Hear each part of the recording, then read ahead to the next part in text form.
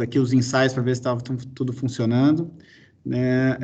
Em primeiro lugar, eu gostaria de, antes da gente falar propriamente dos testes, eu gostaria de dizer da felicidade que a gente tem de aproximar a ciência da assistência, aproximar toda a parte de pesquisa de pré-clínicos que a gente vem desenvolvendo na universidade, na parte de biotecnologia do câncer, a gente aproximar agora, junto à assistência, junto ao HE, num momento de pandemia, né? Às vezes, num grande problema, acaba criando oportunidades das pessoas a se aproximarem para resolver soluções comuns, né? Que é um problema que todos nós estamos enfrentando, né? E trazendo novas tecnologias, reposicionando, na verdade, coisas que a gente faz em outras áreas para o enfrentamento da Covid. Né? E por isso que eu falei para a Alessandra, eu gostaria de falar um pouquinho antes por que a gente chegou aqui, né?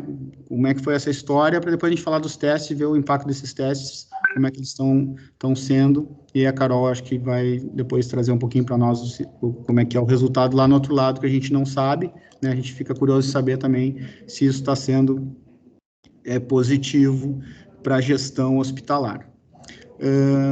Nós temos um laboratório de biotecnologia do câncer, que ele fica no Capão do Leão, ele faz parte do CDTEC, do Centro de Desenvolvimento Tecnológico da UFPEL.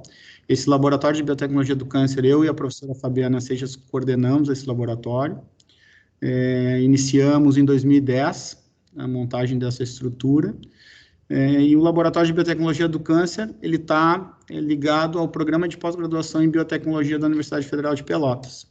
Então, é onde a gente desenvolve as nossas atividades, é onde a gente acabou aproximando o programa de pós-graduação em biotecnologia da área de biotecnologia médica, né, de uma área mais aplicada à saúde.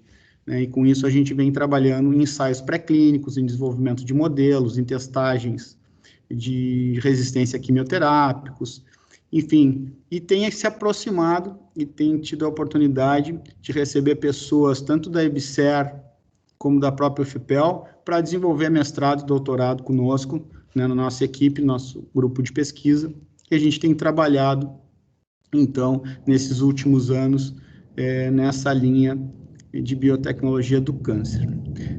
Para trabalhar com biotecnologia do câncer, uma das ferramentas que a gente usa muito é o Real-Time PCR, né?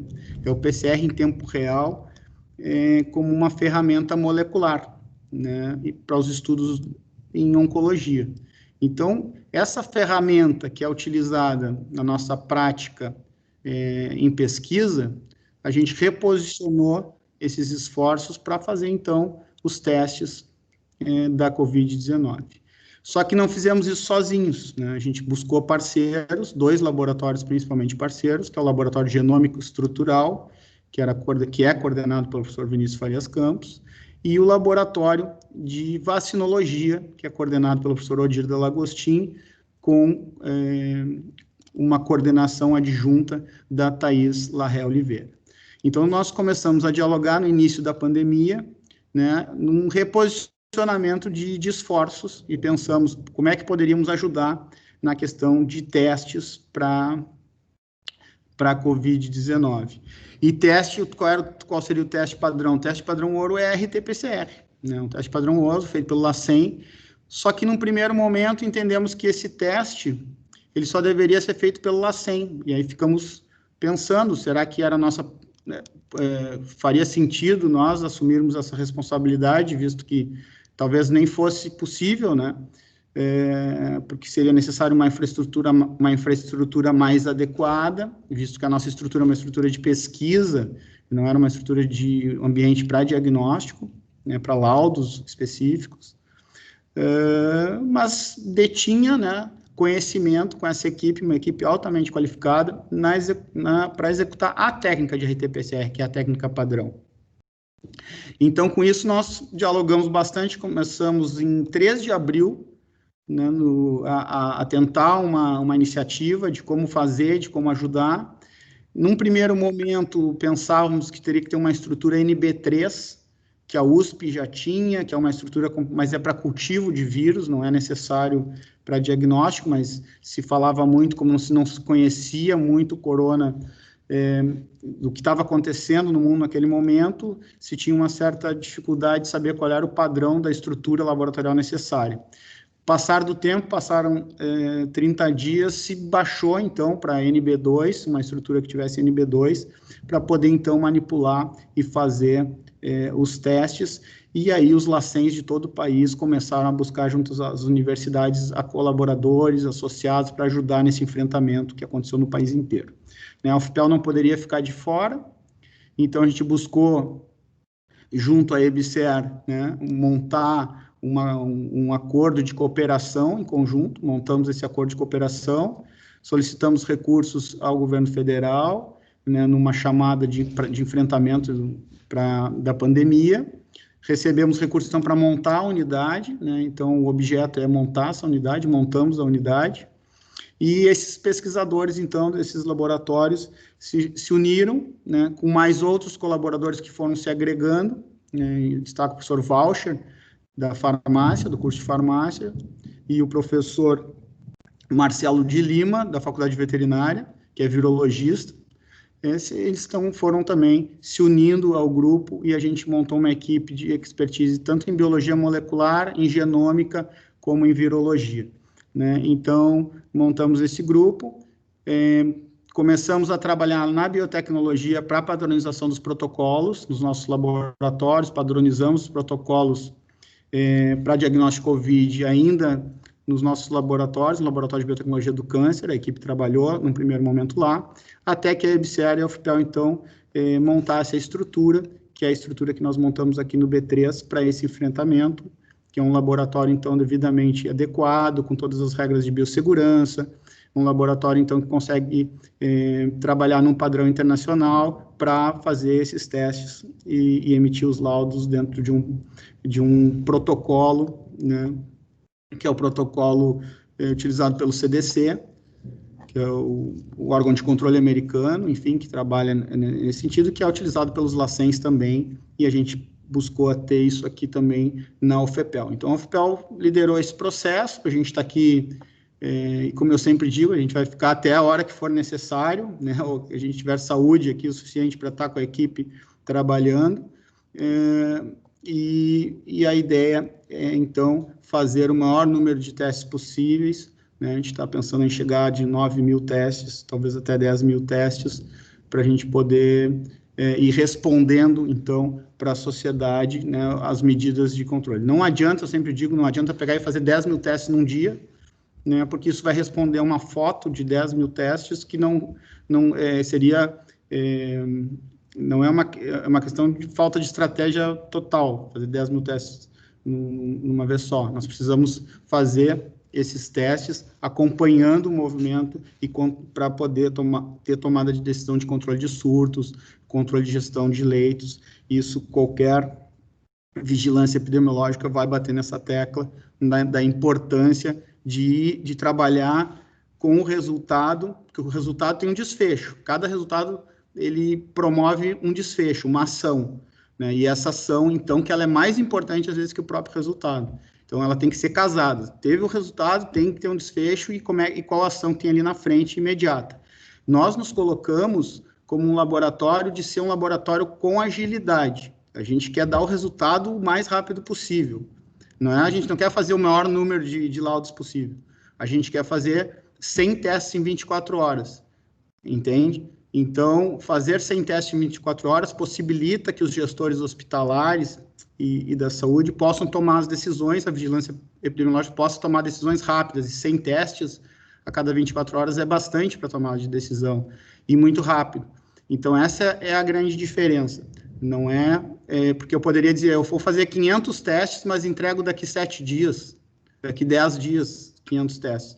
Não é um número, e sim a agilidade dentro das 24 horas para essa resposta chegar. Isso é o que a gente tem como entender como o mais importante é poder colaborar, o teste de RT-PCR, se eu puder apresentar aqui para vocês, vamos ver, a Laura me ensinou aqui, vamos ver se eu não vou errar.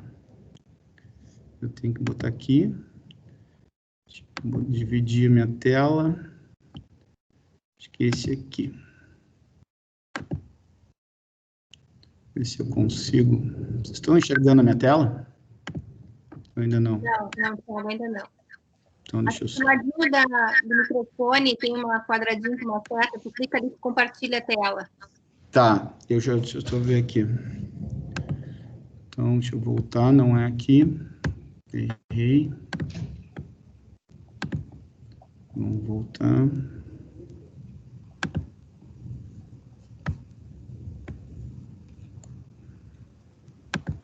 Estou compartilhando já? Agora compartilhou, Thiago. Então apareceu no WhatsApp ali. Tem um WhatsApp bem louco, e agora? Tá aparecendo? Não, agora não, agora desapareceu. Como é que eu... Ah, vamos de novo. Voltei. Eu preciso mostrar esse gráfico para vocês.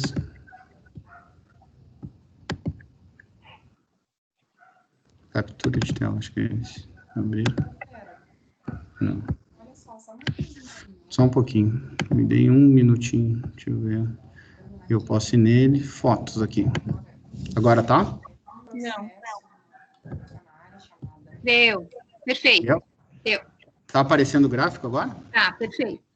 Deixa eu ver se eu consigo aumentar ele um pouquinho aqui. Rosângela Rodrigues Soares. Estão enxergando? Pediatria. E ela pediu um Tá ótimo. Tá ótimo? Então, baseado nesse gráfico, o que eu posso dizer assim? Michele, teu microfone está aberto. Vou te mandar o número do processo também. Parecer conjunto entre Michele e chefia imediata. Lauren, pode deixar a Michele muda, por favor? Já fiz isso.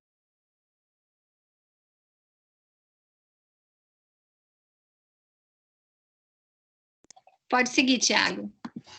O teu microfone ficou mudo, Thiago. Alguém ativou o teu mudo também.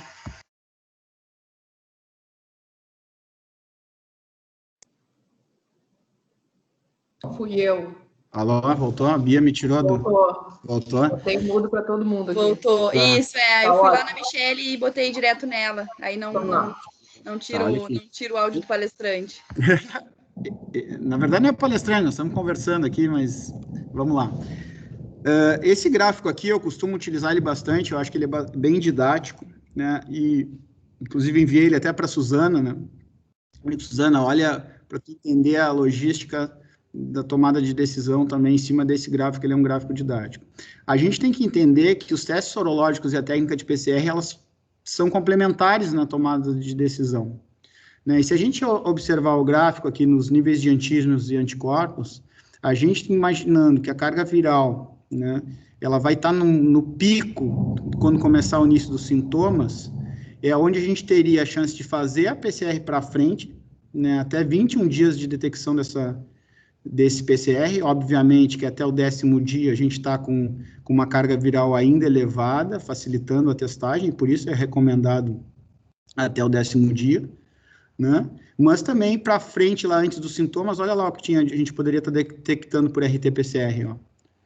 Né? Então, esse é o senão que qualquer protocolo que é emitido pelos órgãos de controle, de controle e de vigilância, ele fica numa certa angústia, digamos assim. Por quê? Porque daqui para trás tem muita coisa acontecendo e a técnica de PCR com padrão ouro poderia estar detectando. Daqui para frente, elas se cruzam. Por exemplo, os testes sorológicos para IgM, eles vão estar sendo detectados, o pico vai estar dando lá em quase 14 dias, né? A IgG, podendo ainda estar pegando IgG e IgM lá pelo quase 21 dias, e assim por diante, numa segunda possível exposição, um segundo pico de IgG, fortalecendo, então, o teste sorológico, reafirmando o contato com essa carga viral. O que a gente não consegue visualizar na técnica de RT-PCR, né, quando a gente está fazendo os testes nessa fase aqui, né, porque a gente está recebendo os sintomáticos, então a gente está pegando tudo nessa fase aqui. Nessa fase aqui, a carga viral, eu não consigo dizer quanto uma amostra ela tem mais carga viral que a outra, mas eu posso dizer, inclusive, eu busco avisar a Suzana, que aquele paciente tem uma carga viral muito maior que a do outro paciente, muito maior, porque eu consigo saber o CT que conseguir amplificar esse material genético do vírus. Quanto menor o CT, ou menor, como é que eu posso explicar para ser didático? Com menor tempo, né, eu já estou tendo amplificações do material genético, ou seja, tem muito material genético template, ou seja, como base para ele amplificar ali. E aí o equipamento, então, já detecta imediatamente, começa a amplificar isso. Então, a gente consegue saber, esse paciente tem muito vírus, né? Tem muito vírus, e com isso, ele merece um olhar diferente, porque ele é um potencial de contaminação àqueles que estão manipulando com ele, como a outros pacientes que podem estar na proximidade dele. O que acontece muitas vezes? Pode acontecer que a gente está pegando lá no final, né? Então, amostras de pacientes estão chegando nessa fase aqui. A gente está conseguindo detectar ainda que é um PCR positivo, nessa fase aqui, mas que às vezes já está no final de sintoma também. Então, não está tendo sintoma e o PCR acaba ainda sendo positivo. E, ao contrário, também é verdade, ou seja, o PCR deu negativo, mas os sintomas continuam. Por quê? Porque o vírus já não está mais no paciente, o vírus já não está mais ali, mas o estrago já foi feito e, com isso, os sintomas e os sinais clínicos ainda estão presentes. Então, o que é importante observar nesse paciente são as imunoglobulinas, então são os testes sorológicos para a gente poder observar se esses anticorpos estão presentes, porque a gente não está mais detectando a presença do antígeno, ou seja, não está detectando mais a presença de carga viral. Então, eu acho que esses dois testes, eles são complementares, né? Eles são complementares. Obviamente, o teste sozinho, por si só, ele só te dá um encaminhamento, né? Mas a questão das medidas de proteção com EPIs, elas são as medidas mais importantes de contenção, né? Porque não adianta fazer teste se não tiver medidas de contenção. Isso é uma grande verdade, né? Deixa eu retornar aqui. Como é que eu finalizo? Só fechar, eu acho, né? Tá, voltei. Então, nesse contexto, né, o que eu tinha um pouco para apresentar para vocês sobre isso. A gente trabalha, só para rapidamente fazer a rotina, para vocês saberem, a gente trabalha com 2 alvos do vírus e mais um gene, que é um gene para definição que aquele material genético que nós estamos trabalhando, que nós estamos amplificando, ele é humano, né, não é uma contaminação, então é material genético humano, e 2 alvos, que a gente chama de N1 e N2, né, são 2 genes do núcleo capsídeo do vírus, então que a gente consegue detectar e tem que ter amplificação tanto para N1 como para N2. Então, nosso teste, alguns laboratórios trabalham só com um alvo, né, a gente trabalha com esses 2 alvos para o vírus, então, para ser positivo, tem que ser positivo para os 2 alvos, para ter certeza disso. Então, quando não dá positivo para os 2, a gente repete, né, a única forma de ter certeza, repete, para ver se pode ter tido algum problema na reação, e aí sim faz o laudo, né, quando a gente tem positivo para N1 e para N2. Esses 2 alvos têm que ser positivos, e positivo para RP, sempre positivo para RP, né, mostrando que tem material genético humano naquela amostra. Acho que é bem importante falou, Thiago, assim, porque acho que o pessoal tem muita dúvida, né, de quando fazer o RT-PCR, quando fazer o teste sorológico, o momento, por que o RT-PCR vem negativo, se o paciente é extremamente sintomático, tem hematomo, sim, com todas as características clínicas de infecção por SARS, né, então essa é a grande dúvida. Eu acho que isso também é bem importante para ali no hospital, assim, para também essa atuação de fazer os exames precocemente, de ter o diagnóstico mais rápido. Também isso é importante, eu acho, né, Carol? Não sei se tu quer comentar um pouquinho ali em função dos leitos, da internação, isso a gente conseguiu agilizar bastante, né? Toda a movimentação dos leitos, não deixar o paciente esperando 2, 3 dias, como era antes com o LACEN, então acho que isso é um ponto bem importante, né? Acho que esse teu gráfico ajuda a entender melhor toda essa parte do teste e clareia bem, assim, né? Não sei, a Carolina é a gerente de atenção e saúde ali do hospital, né? Não sei se a Carol quer comentar um pouquinho, Carol. Quero sim. Boa noite, pessoal. Primeiramente, então, eu quero agradecer o convite, né, para estar aqui. Acho super importante essa discussão em que se traz a parte da ciência, né, atrelada à assistência, que é o que eu acho que é o que mais bárbaro que a gente está vendo agora acontecer, é isso, na verdade, a ciência chegando super junto com a assistência e auxiliando a assistência, modificando os desfechos da assistência, né? Isso é muito positivo, é muito bom. Eu acho muito bom nós estarmos vivendo dessa forma essa situação. Bom, eu estava ouvindo aqui as falas de vocês e pensando que nós evoluímos muito com a chegada desse laboratório, e era isso que eu queria contar e colocar para todos, né? Então, quando nós começamos a assistir os pacientes com COVID, que foi no final de março, na verdade, nós tínhamos o que disponível de teste? Nós não tínhamos quase nada de testes rápidos, tá? Nossos testes do hospital nós tínhamos adquirido, mas eles não tinham chego. A vigilância epidemiológica ainda estava se organizando com relação a testes rápidos também. Então, mas era uma pequena quantidade. E os PCRs nós coletávamos dos pacientes e enviávamos essas amostras para o LACEN, né? E tínhamos resultados desses PCRs 3, às vezes até 4 dias após a coleta. Então, na verdade, a gente tinha um caso suspeito e nós só teríamos uma certeza diagnóstica, uma melhor conclusão diagnóstica daqui a uns 3 dias, né?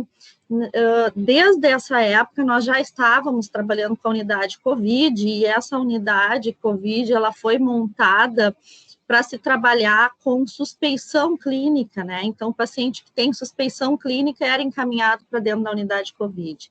Então, qual foi o reflexo inicial da atuação da unidade COVID, né? O que a gente viu a princípio? Nós tínhamos muitos pacientes suspeitos dentro da unidade e poucos pacientes positivos. Essa era a nossa população inicial.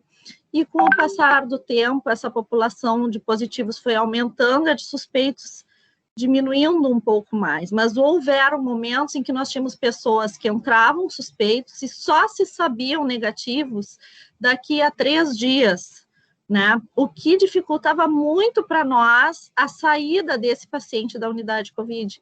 Porque pelo fato dele passar esses 3 dias, às vezes mais do que 3, quando emendava algum fim de semana, por exemplo, esses dias todos desse paciente ali dentro da unidade, nós tínhamos que fazer, nós trabalhávamos com uma transição, nós tínhamos uma enfermaria ali dentro, onde a gente colocava o paciente que era negativo ali, e depois de 7 dias dentro dessa unidade, é que ele retornava para a unidade clínica, né? Então, a vinda, nessa época nós comentávamos, se nós tivéssemos o PCR com resultado mais ágil, tudo isso seria diferente, a gente poderia até não levar o suspeito e levar, sim, só os pacientes contaminados, que é a realidade que a gente tem hoje em dia, né? Hoje em dia, com o início do funcionamento do laboratório, que tem nos entregado os resultados com muita agilidade, né? No máximo, em 24 horas, a gente já sabe o resultado desse paciente, e, além disso, com a instituição da unidade de suspeitos, que nós fizemos ali na antiga RUI 2, né, nós conseguimos, sim, levar o suspeito para a RUI 2, realizamos ali a coleta de PCR, se esse PCR vem positivo, o paciente vai para a COVID, se esse PCR dá negativo, esse paciente pode retornar para a internação clínica usual. Então, isso nos auxiliou muito, primeiro que lá na unidade COVID, onde a gente está, então, com os pacientes com os pacientes positivos, e lá a gente tem a maior exposição, a maior carga viral, então, dentro de um local zoneado e conhecido, né, em que a gente pode transitar esses pacientes para dentro e para fora da unidade COVID com muita agilidade, graças à chegada desse laboratório, né? Então, assim, para a gestão clínica, ele foi um verdadeiro salto, sim, que nós demos, né?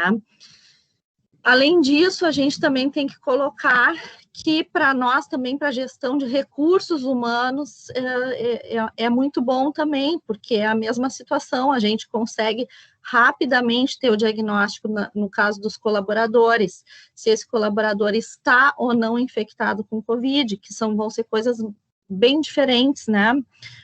O afastamento ou não desse colaborador tem a ver com o PCR também e com o resultado desse exame. Então, na verdade, teve uma aplicabilidade muito boa para nós dentro do hospital e modificou muito a forma como nós estamos tratando esse paciente e como nós estamos usando os recursos que nós temos, né? Os recursos humanos e todos os outros recursos ficaram otimizados com a chegada desse laboratório, né? Eu fico, assim, muito feliz por estar vendo essa evolução, né, que nós estamos passando. Semana passada, nós tivemos uma situação dentro do hospital onde nós detectamos um número maior de funcionários na RUI 1 que deram positivos na testagem rápida, né? Então, a gente faz testagem rápida, vamos dizer assim, de forma rotineira e periódica nos colaboradores, tá? Essa tem sido a nossa estratégia atual com relação à testagem. Então, dentro da testagem rápida, se identificaram colaboradores que foram para o PCR e que positivaram, né? Isso foi na quarta-feira. Na quinta-feira, nós entramos em contato com o Tiago e ele conseguiu, assim, ser muito ágil, o pessoal aí do laboratório, em fazer os exames dos nossos colaboradores para que nós soubéssemos logo quem estava infectado ou não, para não diminuirmos também os nossos recursos humanos aqui dentro do hospital por muito tempo, porque até nós sabermos o resultado desses PCRs, eles estavam afastados, né? Então, são situações, tanto clínicas quanto ocupacionais, em que está fazendo muita diferença a atuação do laboratório. O que eu queria dizer? Bom, eu acho que é bem importante essa questão de quais testes que são utilizados, tá? Então, as nossas estratégias de testagem, elas são todas discutidas no comitê interno de enfrentamento da pandemia que nós temos dentro do HE, né? E são discutidas com o CCIH e com o SOST, né? Levando em consideração essa explicação que o Tiago deu, temporal e cronológica desses testes, né? Que o PCR vai ser mais no início dos sintomas, depois o IgM e finalmente o IgG. Então, tentando casar essas duas possibilidades de teste rápido e PCR, a qual nós temos acesso às duas metodologias hoje em dia, nós estamos tentando fazer a melhor gestão de recursos, tanto humanos, quanto a gestão também dos leitos clínicos. Eu fico à disposição, não sei se me faltou falar alguma coisa, mas acho que, brevemente, para não cansar muito vocês, mais ou menos tem sido essa evolução que a gente teve ao longo do tempo.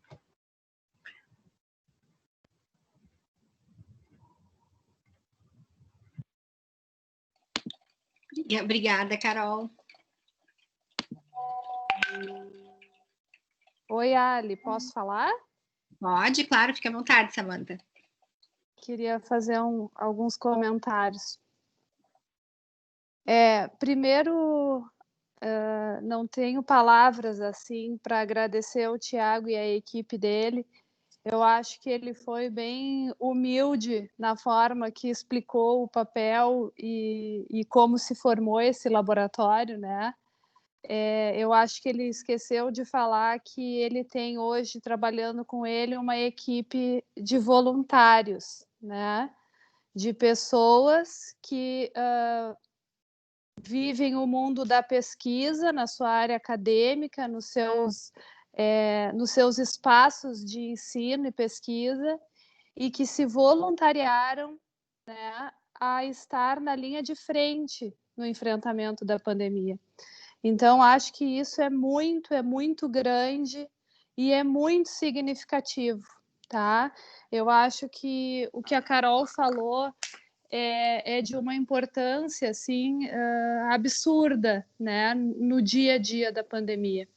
Então, Tiago, fica hoje e ficará para sempre, assim, o nosso agradecimento e a valorização do trabalho de vocês e a importância que isso traz no dia a dia, né, em que a gente se depara com desafios enormes dentro do hospital.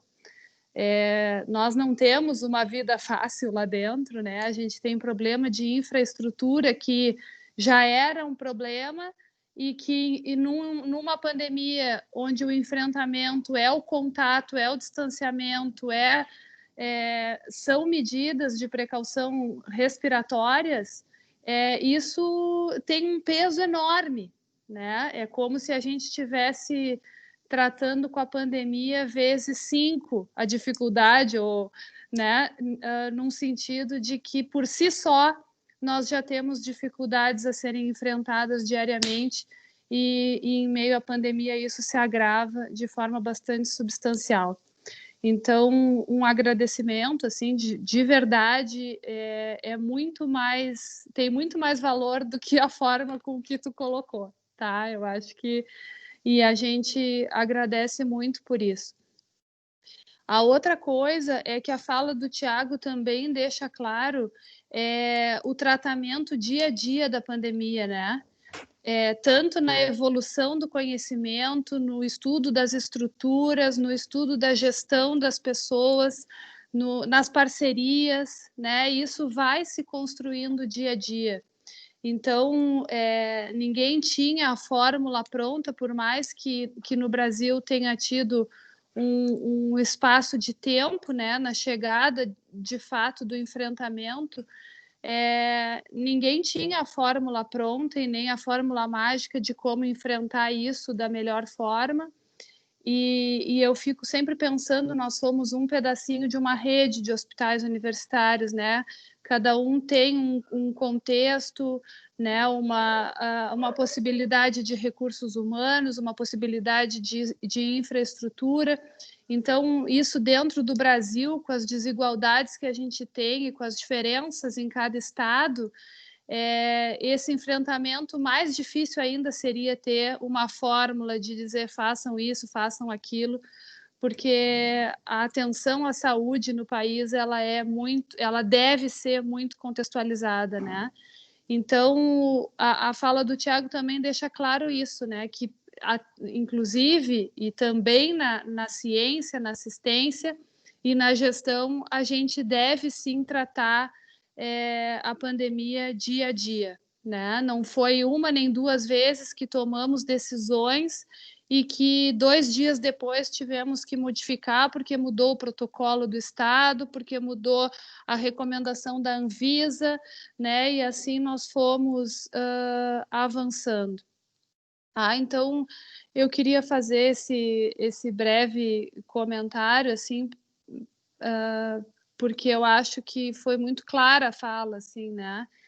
E esse desafio do dia a dia faz com que a gente tenha o empenho e a dedicação 24 horas por dia, porque a cada modificação a gente tem que mudar a ação, né? Mudar a estratégia, mudar a forma com que a gente estava olhando determinado ponto, né? Então, Tiago, muito obrigada, né? É um orgulho te ter perto, né? Principalmente nesse momento. E eu tenho certeza que essa parceria, que já há 2 anos vem se namorando, assim, né? Eu acho que ela tem tudo para dar certo e o Hospital Escola avançou muito na questão da pesquisa clínica, né? E eu acho que a gente tem muito a avançar se continuarmos unidos, né? Então, acho que é isso aí.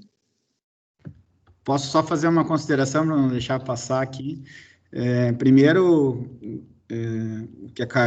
agradeço a Carol pelas considerações que fez e agora também a Samantha.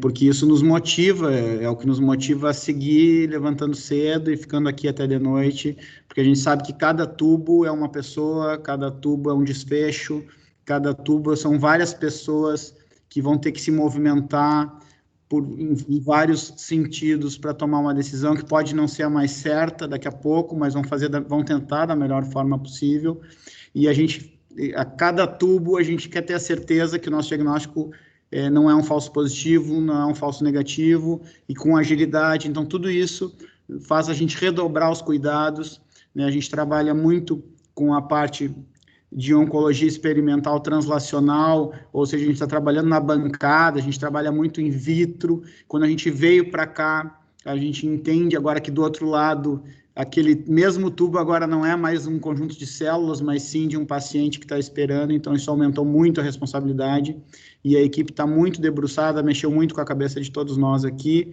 e a gente está curtindo intensamente fazer isso, né, porque a gente sabe que lá do outro lado está tendo um retorno positivo. A gente tem recebido também da Secretaria de Saúde, né, esse entusiasmo, e isso que está nos motivando a continuar ajudando, né? E eu acho que, como eu falei no início, eu acho que isso dentro da crise, é um ponto de partida para outras coisas que a gente já vinha conversando, a gente já vinha tentando buscar uma aproximação, né? A própria Faculdade de Medicina também já tinha procurado o CDTEC, né, para a gente trazer um CDTEC Saúde, alguma coisa assim nesse sentido, né, a biotecnologia na parte de biotecnologia médica, para aproximar os profissionais, para trazer a ciência para dentro dos desafios de assistência, para os desafios de pesquisa clínica, o que a gente pode interagir. Eu acho que esse é um momento, né, da gente seguir em frente e fazer muita coisa junto após pandemia também, para resolver outros problemas que não vão embora, são problemas que vão estar sempre aí, e que a gente vai ter que resolver. Mas eu agradeço a Carol e a Samantha pelas palavras, e vou repassar aos colegas. Eu acho que, pelo que eu vi, está sendo gravado aqui, vou pedir que eles assistam esse agradecimento de vocês, que eu não trabalho sozinho, somos 10 pessoas, 9 a 10 pessoas que estamos todos os dias aqui. Obrigado, Luiz. Legal. Eu acho que isso é importante, né, Tiago, que as gurias falarem, e a Samantha também, que a nossa ideia é nos aproximar cada vez mais na pesquisa, né, que isso fique um gancho ali junto com a oncologia. Acho que a Cristiane já conversou contigo também, né, a ideia é que a gente estruture o centro de pesquisa clínica logo em seguida aí pertinho de vocês, e quem sabe no futuro, pós-pandemia, a gente possa ter outros projetos também que possam linkar a ciência à assistência e aproximar um pouco mais essas duas áreas, né.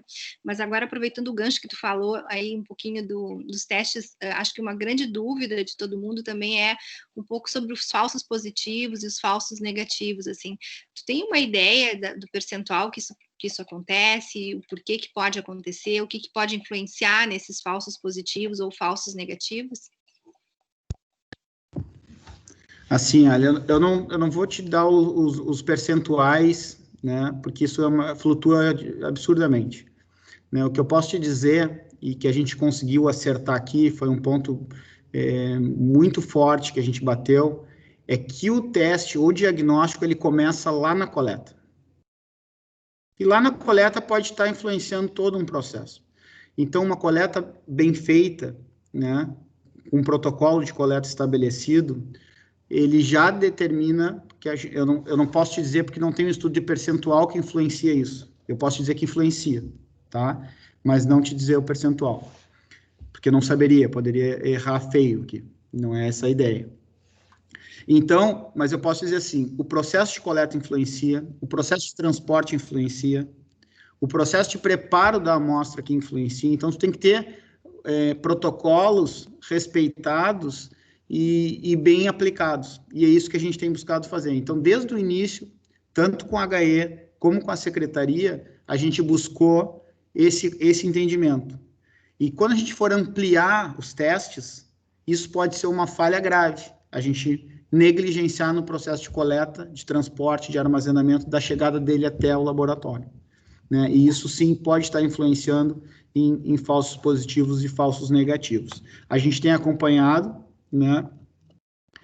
Como a gente repete as amostras, a gente tem essa liberdade por ser público, porque não está visando lucro, e o que mais importa é o teste.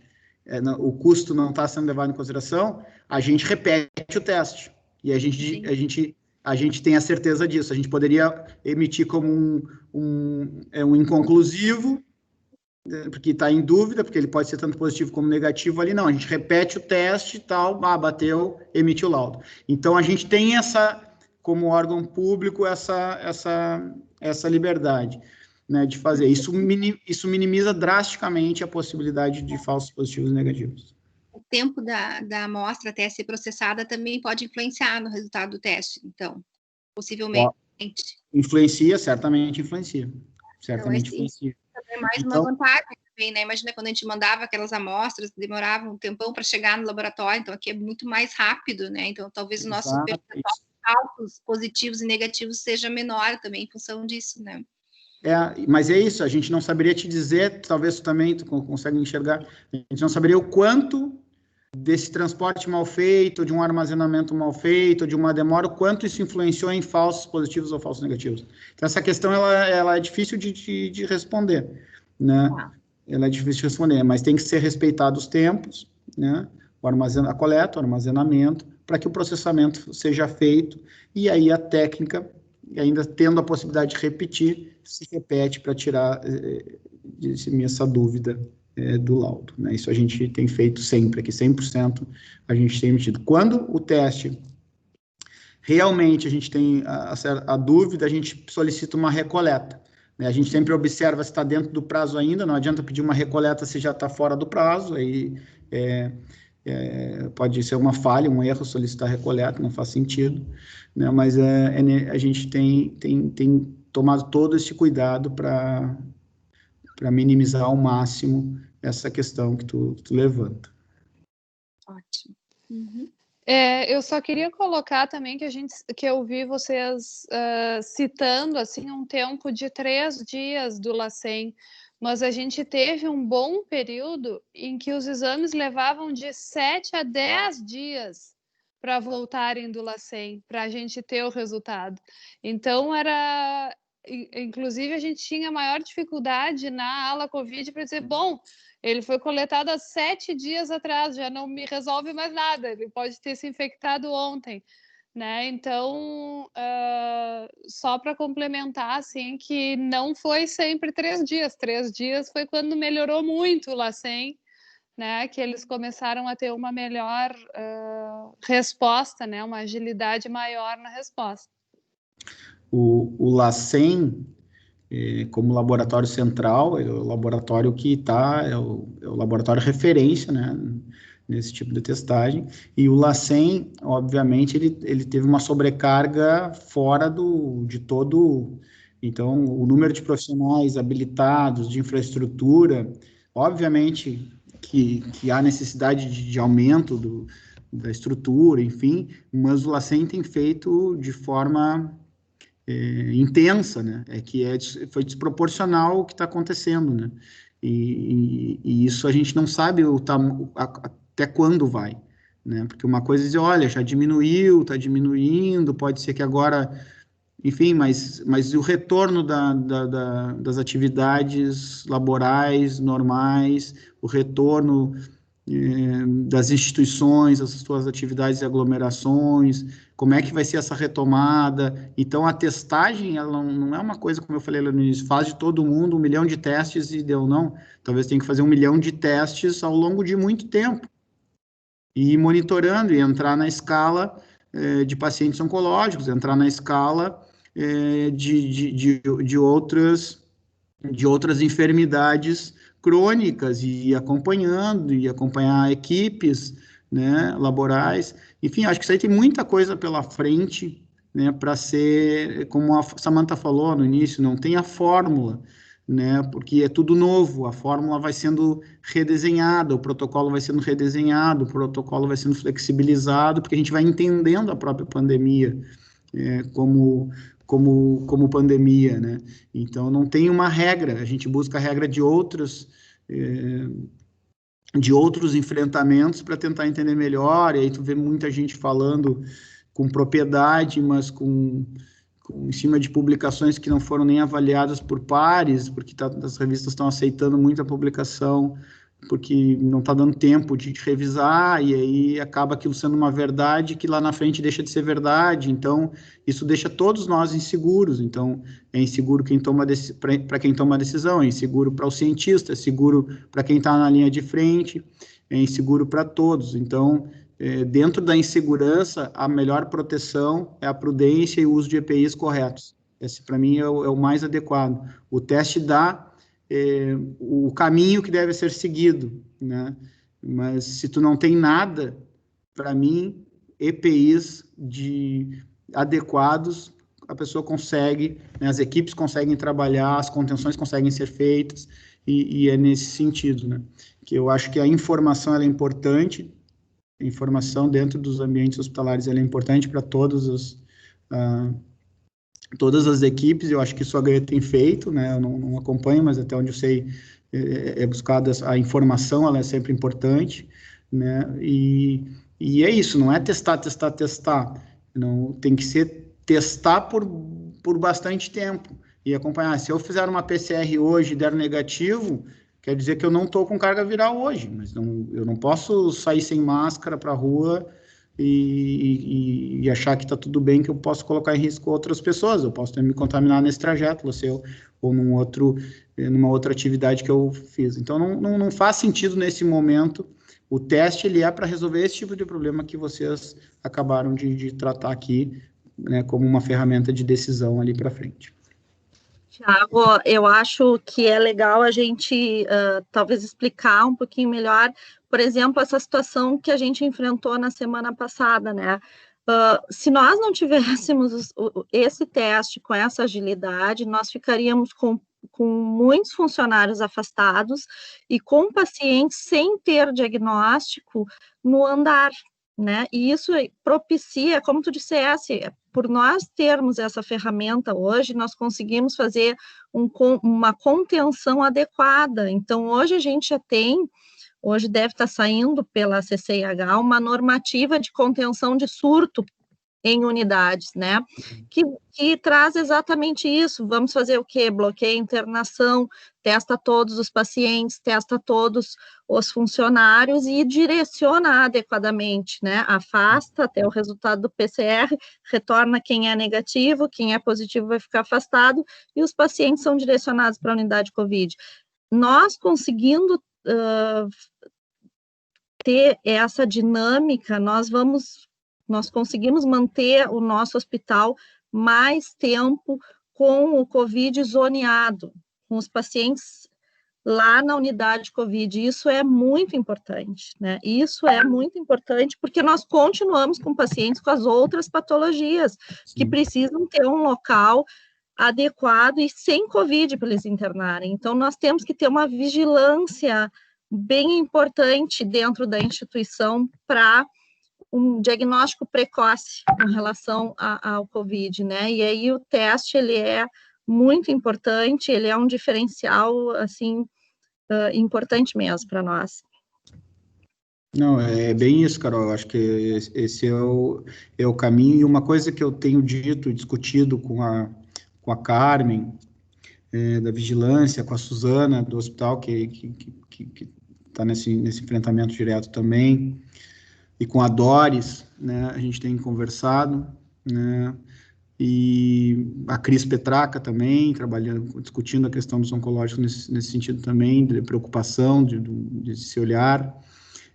O que a gente tem visto é que o teste, a gente tem que estudar melhor os protocolos, entender que tem muita coisa por dentro do protocolo, para poder fazer a gestão hospitalar por dentro do protocolo e poder fazer a testagem por dentro do protocolo, né, que ele está ali, o protocolo permite algumas dinâmicas, vamos chamar assim, alguns fluxos que às vezes a gente não está tão adequado, porque como a Samantha falou, é tudo novo para todo mundo, tem que ter uma rapidez de pensamento e rapidez e uma agilidade da ação. Né? Mas é isso, acho que é a gente olhar para o protocolo e explorar o protocolo para que ele nos permita, né, usufruir disso e aumentar a testagem, uma testagem focada, inteligente, que possa trazer tranquilidade para os pacientes e para os trabalhadores da linha de frente. Esse é o nosso motivo que a gente está aqui. Então, a gente quer trazer a tranquilidade para todo mundo, para poder seguir trabalhando, né, com segurança. Olha, eu queria falar um pouquinho também. Fique à vontade. Bom, então, fiquei ouvindo aqui tudo que vocês já falaram, só tenho, Tiago, a te agradecer, já te agradeci várias vezes, né? Desde que tu me procurasse bem lá no início, assim, para a gente pensar em um espaço físico para o laboratório, já com todas as condições que vocês já tinham encaminhado o projeto e tal, e para avaliação do Ministério, e que felizmente deu muito certo. Eu acho que dentro de tudo isso, dentro toda essa questão assistencial, eu acho que é extremamente importante tudo isso que a Carol e que a Samantha falaram. Finalmente a gente conseguiu efetivar isso, né? Realmente, Samantha, faz uns 2 anos que a gente vem conversando, e o Tiago e a Fabiana vão lá na JEP, a gente conversa, vamos ver. Então, agora eu estou muito, muito feliz, assim mesmo, de ver concretizado essa parceria. Assim, eu tenho certeza que a partir daqui a gente só vai continuar avançando com as questões de pesquisa, de ensino, e eu acho que dentro disso tudo que a gente está conversando, assim, a gente está vendo muito a parte assistencial, mas é extremamente importante pensar que a gente tem residentes e acadêmicos de graduação, né, os doutorandos, tanto da medicina quanto os alunos que estão na enfermagem, que estão vivenciando tudo isso, né? Uma coisa é eles vivenciarem, ver essa realidade com os testes vindo, os resultados vindo uma semana depois, né? E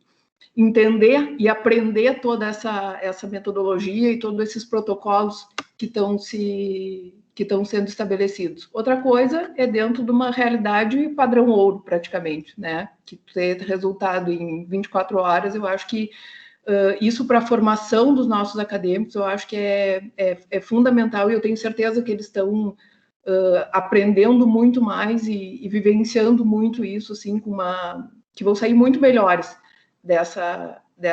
desse enfrentamento e para a formação deles também.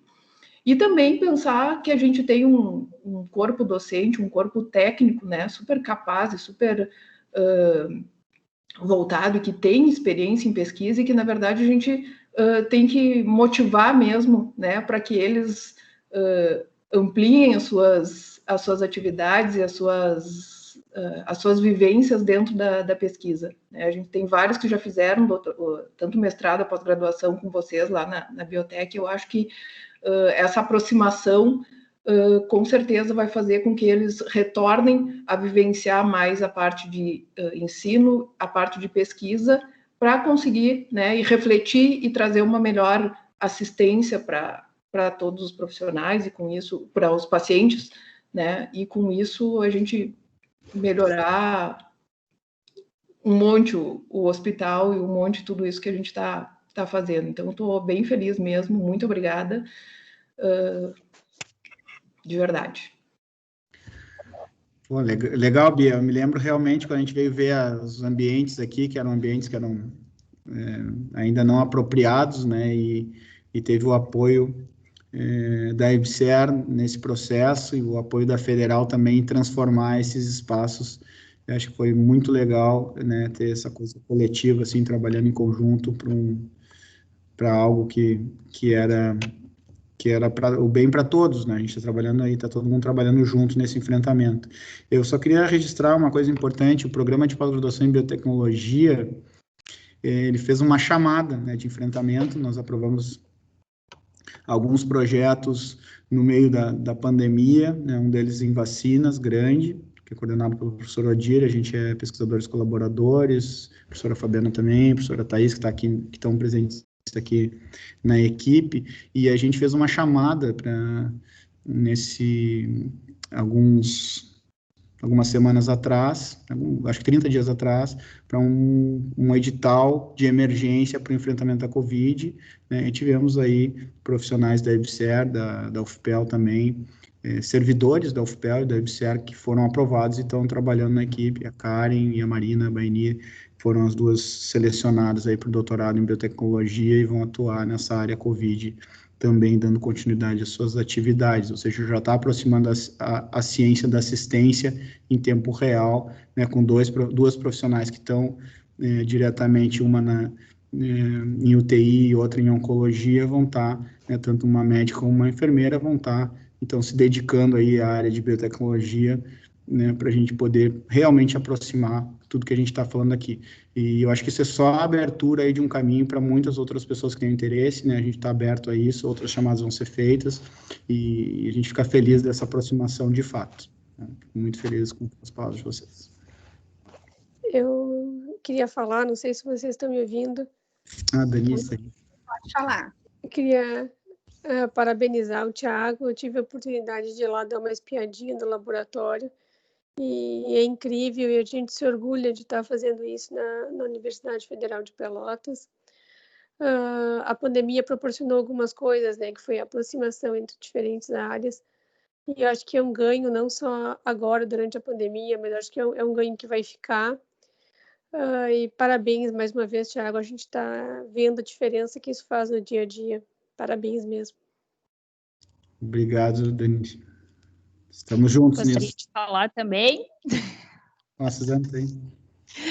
Olá, gostaria assim de agradecer ao Thiago, acho que a Carol, as gurias todas já colocaram ali todos os benefícios, né, que vem trazendo para a nossa instituição, e acho que além do que foi colocado, eu gostaria de pontuar que essa relação, ela não é somente num sistema, né, para a gente lançar lançar a solicitação e buscar um resultado.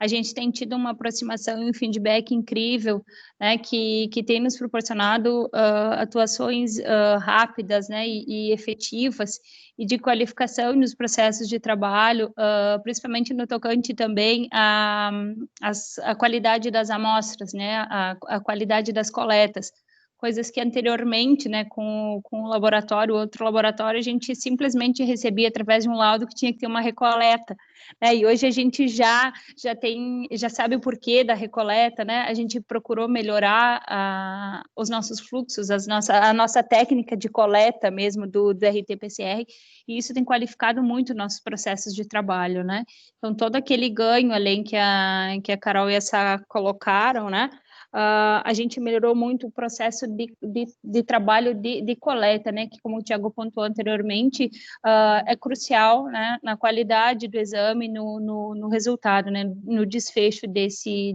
exame. Eu gostaria de agradecer imensamente, né, o Thiago, a equipe, por todo esse trabalho lindo que está sendo feito, né, realmente eu já pontuei isso anteriormente, mas realmente vocês estão fazendo a diferença na vida de muita gente. Né? É aquele ditado, né? É fazer o bem sem olhar a quem. Então, gostaria de deixar, né, enquanto setor, né, de gestão, setor de vigilância do hospital, né, nosso eterno agradecimento. Valeu, Suzana, também. A Suzana e a Carmen da Vigilância são as últimas duas mulheres que eu falo no final do dia. Eu dou boa noite para minha esposa e aí depois ainda tenho mais conversar com a Suzana e com a Carmen. Legal, está sendo muito legal. Mesmo, mas muito bom. A gente troca diariamente aí, a gente fica, né, eu tento ser o mais rápido possível, né? A gente tem um sistema só para deixar registrado assim, a gente recebe 100% das amostras vem via GAL, né? Então, todas as amostras têm que serem cadastradas e quem entrega essas amostras é a Vigilância Epidemiológica da Secretaria, que passa no HE, com uma caixa do HE específica, que passa nos demais hospitais, hoje a gente está fazendo todos os outros hospitais. Então, tem toda uma organização, tem todo um fluxo de informação, né, que a Suzana cuida aí com a sua equipe, né, isso é muito importante, a gente tenta não só laudar lá, mas a gente também alerta para algumas coisas, como eu falei, a gente não pode dizer o quanto um paciente está mais infectado que o outro, ou seja, que aquela amostra está mais infectada que a outra, mas que está muito mais infectada, a gente tem como saber, e eu busco avisar isso para a Suzana também, para um olhar mais refinado dos processos dentro do hospital. Então, é legal ouvir tuas palavras aí, a gente segue junto, vamos ver até onde nós vamos junto. E tem sido tão incrível que agora mesmo, durante a palestra, os exames já estão nas unidades, nós já conseguimos desbloquear os leitos, né? Alguns pacientes já sabem dos resultados, alguns colaboradores também não, né? Já sabem dos resultados, e é 19h30 da noite, né? Então, são coletas que aconteceram hoje no turno da manhã, né? E a gente já conseguiu, então, fazer todo um gerenciamento de leitos, né? E uma gestão de processos imediato. Nossa gratidão. Valeu, tamo junto. Bom, gente, acho que não sei se alguém tem mais alguma pergunta específica para o Tiago, quer comentar alguma coisa?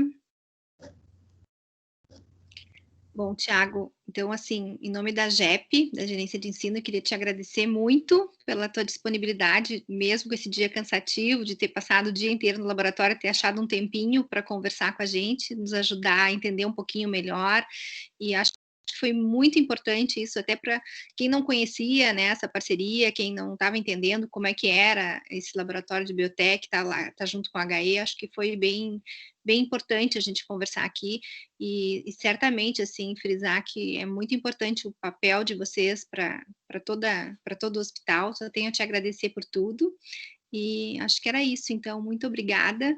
Espero que tu descanse, que tu não fale com a Suzana por último hoje à noite, que tu fale com o Hoje a Suzana já falou contigo. Deus, Suzana, deixa ele descansar hoje.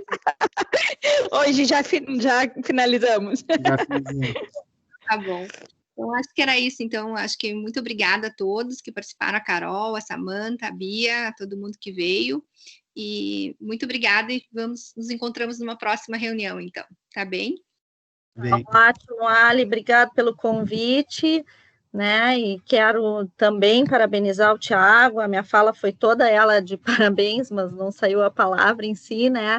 E acho que é um momento legal de nós refletirmos que isso é a universidade, né? A universidade é isso, é nós trabalharmos juntos, é nós nos integrarmos enquanto cursos e trabalharmos em prol da sociedade. É o que nós estamos fazendo aqui. Nós estamos vários segmentos nos juntando para enfrentar juntos essa realidade adversa, e os nossos desfechos, eles têm sido muito bons, né? Então, acho que todos nós estamos de parabéns por nos dispormos a ter um olhar diferenciado nessa situação, né?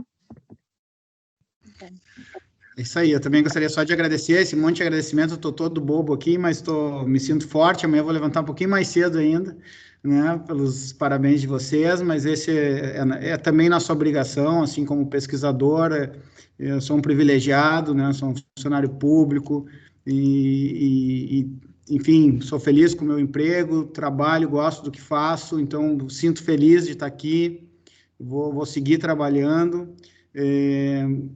Eu acho que esse movimento que a gente está fazendo na Covid, a gente pode fazer na Onco, a gente pode fazer em outros enfrentamentos, né? Quando as pessoas se juntam, realmente as coisas funcionam, né? E eu acho que a gente está aí para isso, e podem contar comigo, com a minha equipe. Eu tenho muito a agradecer a minha equipe, eu sozinho aqui não faria, né? Então, a professora Fabiana Seixas, a Thaís Larré Oliveira, o professor Vinícius, nós temos a professora Vanessa Galli, que também, esses profissionais todos trabalhavam com RT-PCR, então eu vou te dizer assim, que foram as pessoas que a gente juntou, que eram muito boas em RT-PCR, e disse, olha, esse tem que estar na equipe. Então, estão todos eles nessa equipe. Temos 3 pós-docs fantásticos, a Fernanda, a Bruna Pacheco e o William Borges, né, que estão na equipe, são pós-docs que ficam aqui até tarde, chegam cedo da manhã. A Fernanda, a Suzana sabe, trabalha direto com a Fernanda pela manhã cedo, o William e a Bruna ficam até a noite, então são os pós-docs que estão junto nesse processo. O professor Rodrigo Walcher é o nosso RT, responsável técnico farmacêutico, né, que a gente está assinando os laudos, né, e controlando todas as nossas atividades, e o professor Marcelo de Lima, que é virologista, também faz parte dessa equipe. Então, agradeço a eles, não poderia deixar de registrar, porque vocês me deram vários parabéns, mas é uma equipe grande de pessoas, e eu não posso perder eles em hipótese alguma. Tá bem? Obrigado por tudo e boa noite para vocês. Obrigada, boa noite, bom descanso. Um abraço para a equipe.